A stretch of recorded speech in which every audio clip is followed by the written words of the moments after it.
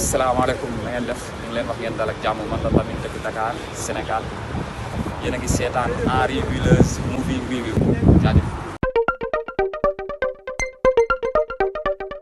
Champion d'Afrique! Champion d'Afrique! Hello and welcome to Henry Wheeler's Movie Reviews, where I take a look at films I've never seen before but I was likely will have done, and today was the first time in the history that Senegal won the Africa Cup of Nations. I thought to celebrate, why not cover a film that is important to the history of Senegal.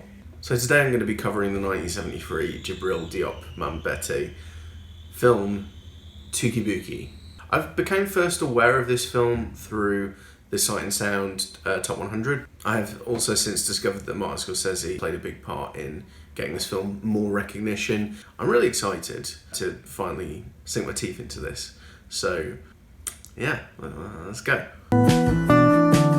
So the story is of a cow herder named Mori and a student named Anta, dissatisfied with their lives, want to flee to Paris, getting on the boat across to mainland Europe. So this was quite a eye-opening experience for me, because unlike his contemporaries, Mambéty didn't have any formal training at film school, and he picked up a camera and just started shooting. And this was his first feature, having made 2 shorts beforehand, including Badou Boy. But it was only made for $30,000 and without any funding from France either, unlike many other films made around the same time. But what no one told me about the opening scene to this film is it involves a bovine animal. I don't know if it's a cow or what, but they get their throat cut in an abattoir, and it's pretty graphic. So if there's any non-meat eaters watching,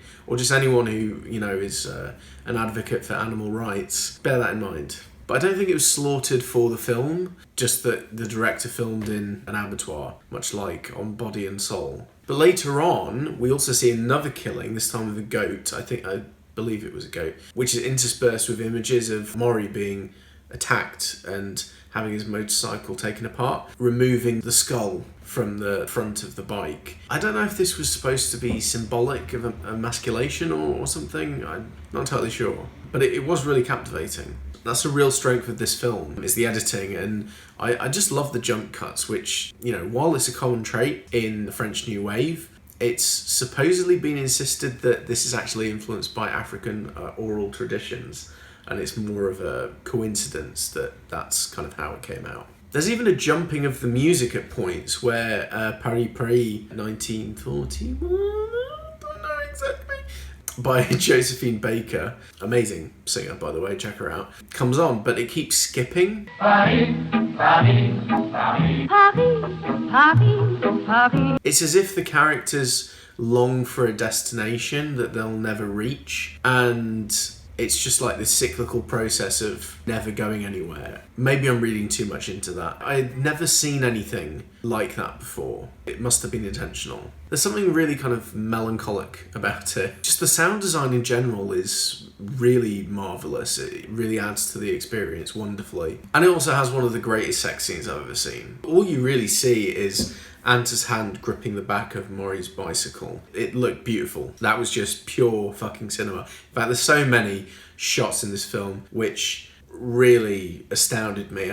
You know, the cinematography is sublime, and the use of colour too. It's just such a vibrant film. It was kind of surprising to see a gay character in the film. This is from a very religious country, and also in the 1970s. It's pretty cool that you have this character who, admittedly, they use him to steal clothes and also a car so they can look rich when they attempt to leave the country, but he isn't belittled or is a source of mockery, which is nice to see, and he also has his own scene where he talks to the police. The chemistry between the two leads as well is really palpable. I don't know if they were a couple in real life, but they really sell the relationship between the two of them really wonderfully. Plus that iconic image of them smoking is burned into my memory, along with many others in this film. Also, I saw Licorice Pizza recently, which I loved, and this reminded me of that with the running at the end. And also the ending of this film brought to mind Quadrophenia, which mirrored my own life. When my mum rammed into the back of my dad's Lambretta by accident,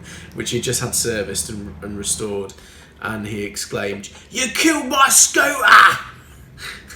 I think that was just instinctive. I don't think he was consciously like quoting it or trying to be funny. I mean, it was, but he didn't find it to be, obviously. I'm gonna give this a 9 out of 10. I was deeply fascinated with this film, and even if there are elements that I may not fully understand, it has stayed with me anyway, and I will be watching this again in future, I think. And it wouldn't surprise me if after multiple watches, I end up enjoying it even more. I can see why it's such a beloved film by many people, including Marty, and I'm really interested to see more work from Djibril Diop Mambéty. So that's everything. Don't forget to like, share and subscribe.